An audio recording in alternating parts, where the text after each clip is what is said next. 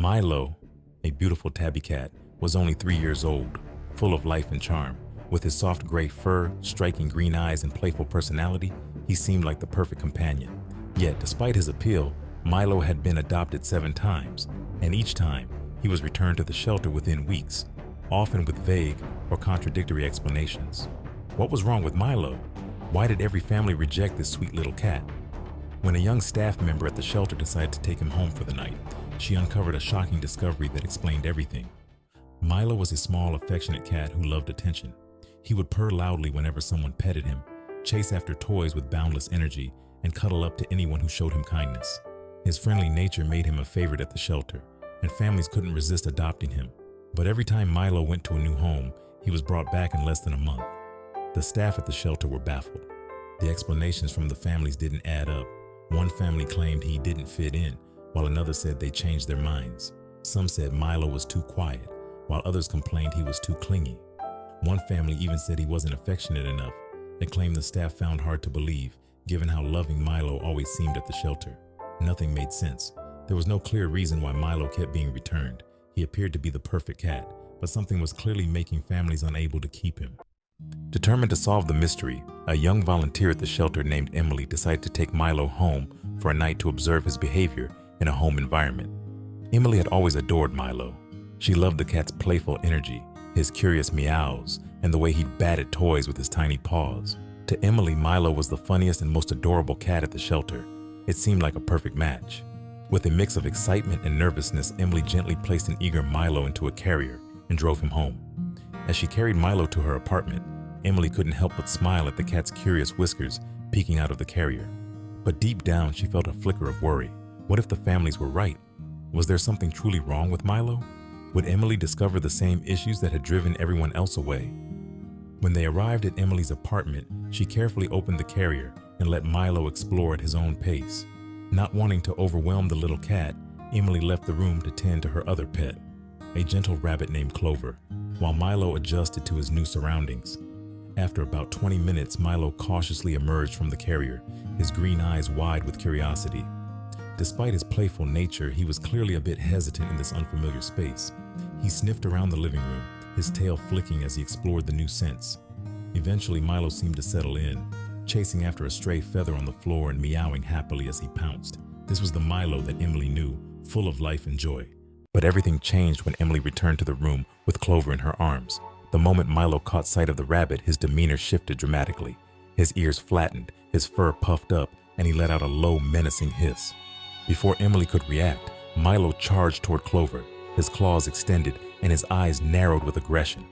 Clover, startled, squirmed in Emily's arms, while Emily quickly stepped back, shielding her rabbit from Milo's sudden hostility. Shocked by the chaos unfolding before her, Emily hurriedly placed Clover back in his hutch and closed the door to the living room.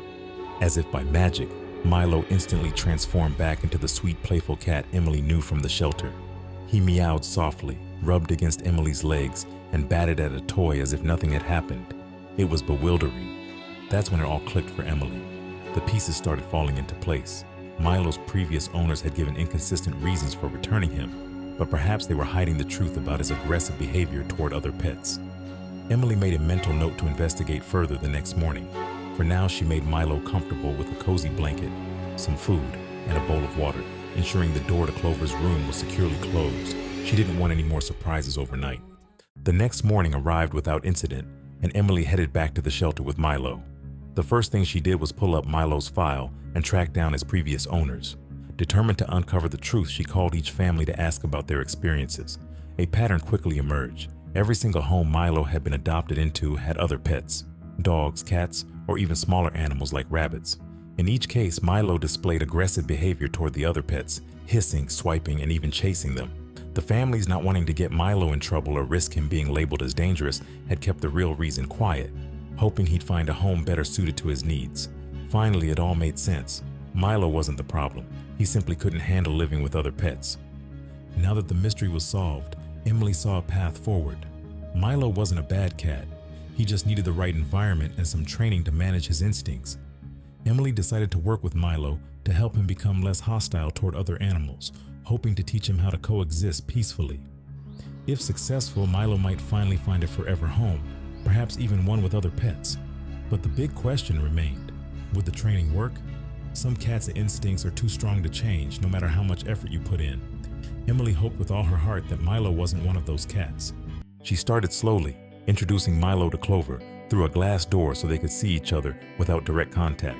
At first, Milo hissed and swiped at the door, his tail puffed up in agitation. Clover, curious but cautious, stayed back.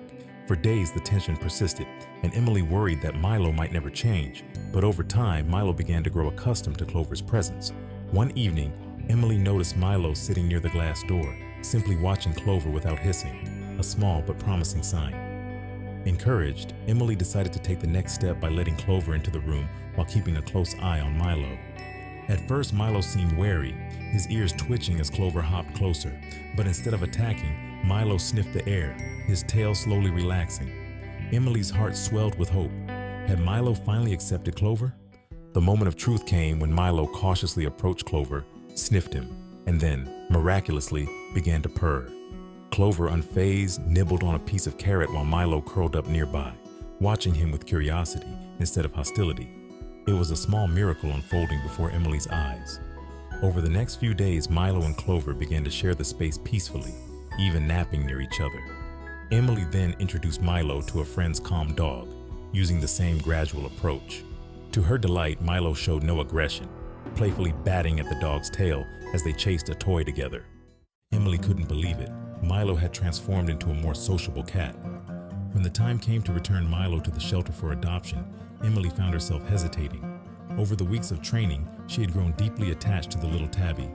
Milo had become a part of her family, happily coexisting with Clover and bringing joy to her days with his playful antics and affectionate purrs.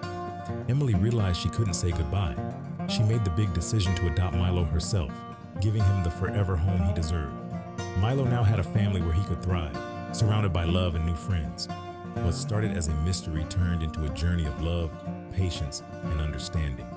Milo proved that with the right care and training, even the most misunderstood pets can find their place in the world. How would you have handled a cat like Milo? Would you have been patient enough to train him, or would you have returned him to the shelter? I'd love to hear from you.